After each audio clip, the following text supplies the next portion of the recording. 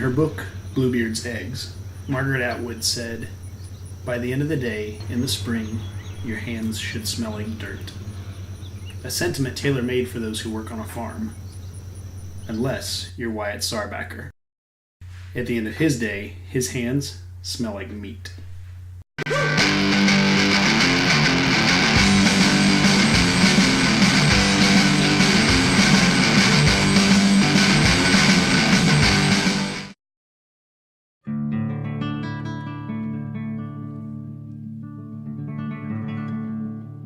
Alright, we are at Morris Bookshop with Wyatt Sarbacker, who is the charcutier at Marksberry Farm. I've never said that word until today. Charcutier, am I getting it right? Yeah, it's cured meat. Now that I've said it, I'm going to try to say it as many times as I can in the course of this interview. Right. I'm going to add it to my lexicon. But we just got done, there was a burger contest that you were a judge for. Mm-hmm. So you're full of ground beef right now? I need naps. Yeah, a lot of burgers. So I'm going to assume maybe some of my listeners, maybe charcutier is a new word to them too. Mm-hmm. So I've known a lot of butchers in my life, never known a charcutier. What's the difference? It's specifically cured meats, like, you know, that salumi kind of covers everything, like bacon falls into that category. You know, just a deli ham falls in that same category, that same method of preservation using salt and thyme. Country ham, all over Kentucky. Okay. That's very old school. You're specifically curing meats, you're preserving meats, you're doing all the preparation steps to create. Right, just like charcuterie. So meat is your life, though, I would assume. That's pretty much. So this is a dumb question, but I'm going to go with it. So we're going to leave fish out of it because there's so many varieties of fish. But beef, chicken, pork, rate them in your order of deliciousness. Yes, the order of deliciousness. Well, I'm a bit biased because obviously, where I work, I have the access to all the local animals. And we just hit chicken season. And a lot of people don't know there's a chicken season. Right. Because there's always chicken at Yeah, there's always, the big, factory farm, large scale, cage-free but still enclosed chicken, which pasture raised is different. Beef, I'm real kind of particular. I like the hanger steak or the fling steak or something. The butcher cuts,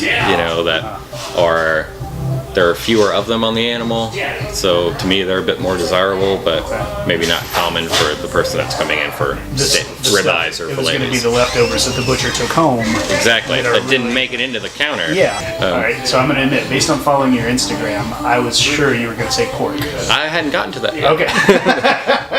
So, those are great. Chicken and beef are great in all their own right, but as far as just the heart, just the versatility that comes with the pig.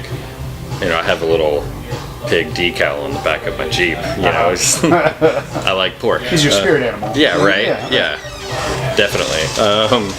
So it's just you can do so many different things, and part of the curing process and creating charcuterie and all of that is taking those really nice cuts, whether it be the tenderloin or the loin. It's throw it on the grill. It'd be delicious. It'd be great. But put a little more effort in. Maybe do a little cure on that. Exactly. Let it hang and let it really kind of dry out and cure and develop those other flavors. And you can take what was already a very high quality piece of pork and just elevate it to a different level, because you're already starting with the best possible pork. Some of the best pork you can get in the area. But what is your favorite part of the pig?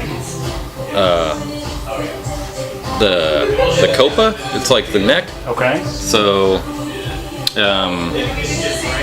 it's basically that part of the neck that'll kind of go down into the shoulder and kind of hit the start of the loin. What do people do with the neck? So when you harvest it, it's a round loin. Okay. And it's a couple of different months. It's heavily worked because the pigs are moving around and doing what pigs do.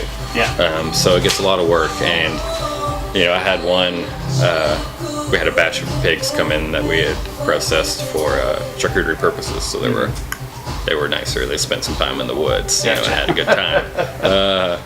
And I got it out of the package, and I just sliced medallions. There's the intramuscular, the fat, and everything, and it was a deep color. So it was red. Yeah. It looked like beef.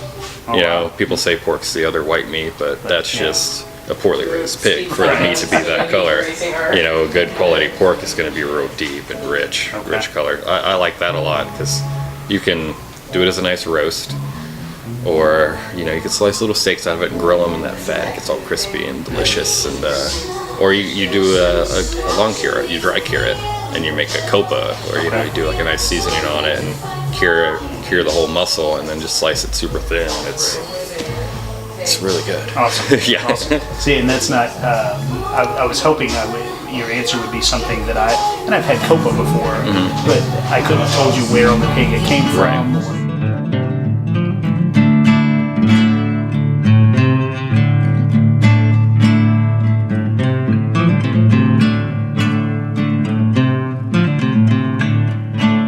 Right. So there's two questions I try to ask in all these that sometimes the answers get cut, they don't always make it. The first one is, and this is assuming nothing about your worldview, maybe you believe it's in a higher power who gave you this, or maybe it's something you developed for yourself, but why are you here? Why are you on this planet? What are you supposed to get done in the time that you have here? That's a big question. It's a big question. I'm member of Chef's Collaborative. We have Marksberry Farm, a business member, and recently they had a summit, Chef's Collaborative Summit in New York, and their motto is change menus, change lives. That speaks to me. If it's it's about cooking in season and sourcing things responsibly. Like people again don't understand that maybe chicken's not always in season, but you know what? When it is. I'm going to go to this farm, and I'm helping develop jobs for this farmer. Hey, there's this demand for this bird that we, pasture-raised chicken. We want raised in a responsible, humane manner, sustainable method, creating jobs and opportunities for other farmers, where maybe not just me, produce farmers. I'm working with a guy that just moved from Colorado. He's getting his organic certification set up, and okay, well, here's a handful of items that I would like that I could use regularly in the store, whether it's retail or for cooking, what have you. Can you do that for me? It's like, yes. So by changing the menu, you then change the lives of these farmers and of the community. So last question. This whole video series is kind of about the things I love in Lexington that I want to curate, that I want to say, hey, check this person out. He's doing this, or go to this place. So what specifically, it doesn't have to be food, but asking kind of from the standpoint of restaurants and food, but who's good in Lexington? Who do you love to eat? Where do you love to go? I swear, there was the end of last year, I was probably at Middle Fork once every week, a week and a half. Pretty awesome. Yeah. I was there a lot. Yeah, I asked this question to chefs. Yeah. That Middle Fork comes up a lot. Yeah, it does. And now, I've had everything on the menu.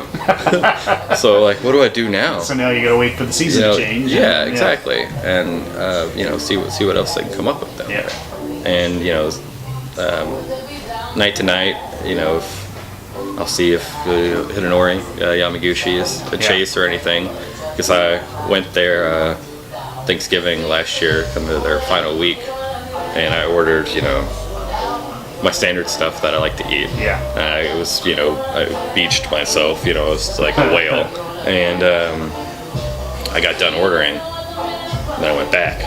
And I was like, I need another, I need more of this, and I need more pork jow.